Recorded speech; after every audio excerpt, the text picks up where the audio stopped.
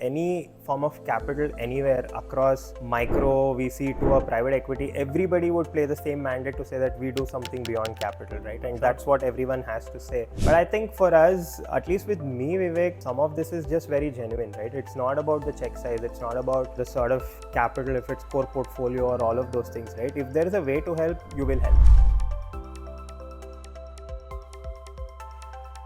The other topic which founders often get let's say confused with is the actual value add of a VC. Now there are very divergent views. There is one extreme, for example, Vinod Khosla some months ago made a comment saying most VCs have a negative value add and they should just stop trying to value add. Whereas there is other end of the spectrum as well, where VC have been generally helpful. I mean, we have been working with you for more than a year now, and even though you came in your personal capacity, I think we have been hugely benefited by you.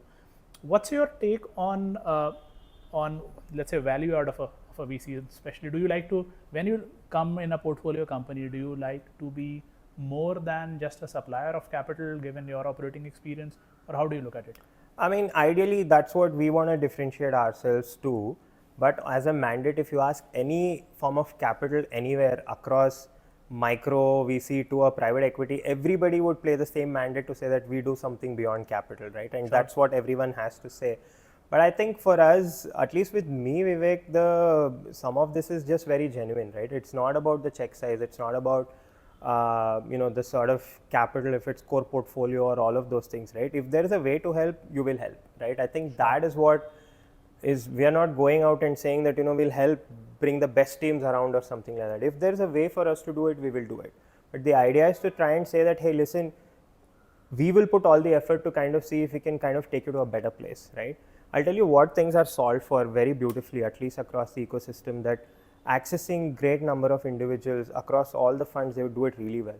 Accessing good human capital of finding the best engineers, finding the best product guys, finding a lot of good fitments that I think everyone's kind of have great network, so that as founders you don't need to sweat it out to kind of say where will I get best guys from, right? So I think that has been solved for to a great extent. But I think in general about having those conversations where you're having a bad day and saying that, listen, this is not the culture I want to build in my company, right? Like, who can I talk to who would have possibly gone through similar bad days?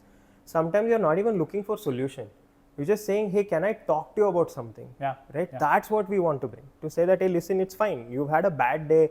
Things will go against you. I mean, tell me one founding journey where, everything's hunky-dory. No chance. Never. Right? So, sometimes it just makes sense to also be able to find that relatability quotient, right? Yeah. And honestly, just doing that is enough. And I think that's what our ecosystem needs today, right? You just need people who build relatable businesses to actually go about and say that, hey, you know what, did you go through something like this? Can I talk to you about it, right? Which is why I said it doesn't have to be only for our portfolio or only for our founder ecosystem. If a conversation can help, then all of us should be available to kind of help on that, right? So that's really the genesis of it. And I'll tell you this, that, I mean, Vinod Khosla is very strong on his views, but I'll tell you not even as far back as, we can talk about Avnish at Matrix. The first thing he had told me was, he had said, listen, every time, give me the bad news first, right? He had told me this. It's one thing to tell and another thing to, actually do something about it, right? And he genuinely kind of made sure, I was giving him bad news or, whatever is not going as well, that I tell him first. Right, on how do I think, and he would give me solutions. He would say, have you thought about this? Have you thought about that?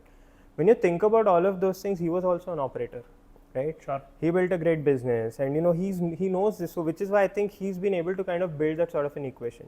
I don't know if he does it anymore. No, he does. But again, it's easy to say, right? These are all dialogues we will kind of put out there. But it's harder to demonstrate it and live it, right? So even I've had like great people who I look up to who will actually do this. Even at Sequoia with GV and VT, they've just been great in terms of, being there every single time when you needed something, right? And bringing like even beyond themselves to actually create a sense of a safe zone where you can actually talk about anything, right? I think that's what good investors do. Sure. And I actually put a very high pedestal to how some of them actually think about building this beyond just capital, right? Because look, ultimately capital is a one-time infusion, right? all these conversations are the ones which will actually gonna hold you in higher stead. Like a conversation between you and me, when a founder has to come and do a ref on me through you, right? Yeah. You will talk about everything other than capital, right? Capital to hey, but that's what is important. Sure. And I think especially in the initial days, this equation becomes even more important. Once the business is mature, correct. You'll find your then own probably investor is a supplier of capital. Yeah. Correct. But in the initial days, the process of building, I think that's not a solo process. Correct. Yeah. Great.